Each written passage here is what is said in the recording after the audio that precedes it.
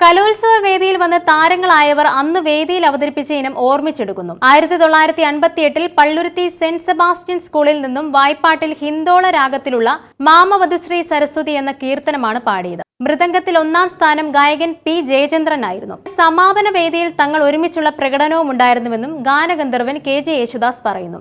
1978 തൃശൂരിൽ ലളിതഗാന മത്സരത്തിൽ 1ാം സ്ഥാനം എനിക്ക് നേടിത്തന്നത് ഓടക്കുഴലെ ഓടക്കുഴലെ എന്ന് തുടങ്ങുന്ന പാട്ടാണ്. സംഗീതത്തിന്റെ വാനമ്പാടി കെ.എസ്. ചിത്ര പങ്കുവെക്കുന്ന കുറിപ്പാണിത്. നീലമംഗല MMRHSSൽ പഠിക്കുമ്പോൾ 1983 മുതൽ 1985 വരെ സമ്മാനം നേടി. ശാസ്ത്രീയ സംഗീതത്തിൽ 2ാം സ്ഥാനം പങ്കിട്ടത് ഞാനും ശ്രീവത്സൻ ജെ മേനോനുമാണ്.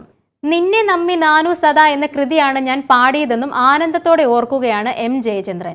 MG രാധാകൃഷ്ണൻ ചിട്ടപ്പെടുത്തിയ സാരസാക്ഷ പരിപാലയ പാടിയ എന്ന ഗാനം അതിന് 1ാം സ്ഥാനം കിട്ടി. സമ്മാനം ട്രെയിൻ കയറി വരികയായിരുന്നു എന്ന് പറയാമെന്നും സംഗീത സംവിധായകൻ ശരത്ത് പറയുന്നു. പുകഴേന്തി സംഗീതം നൽകിയ ഇന്നത്തെ മോഹന സ്വപ്നങ്ങളെ ഈയാം പാറ്റുകളെ എന്ന ഗാനമാണ് ആലപിച്ചത്. പദ്യം ജലലിൽ വള്ളത്തോളിന്റെ എന്റെ ഗുരുനാഥൻ എന്ന കവിതയാണ് ചൊല്ലിയത്.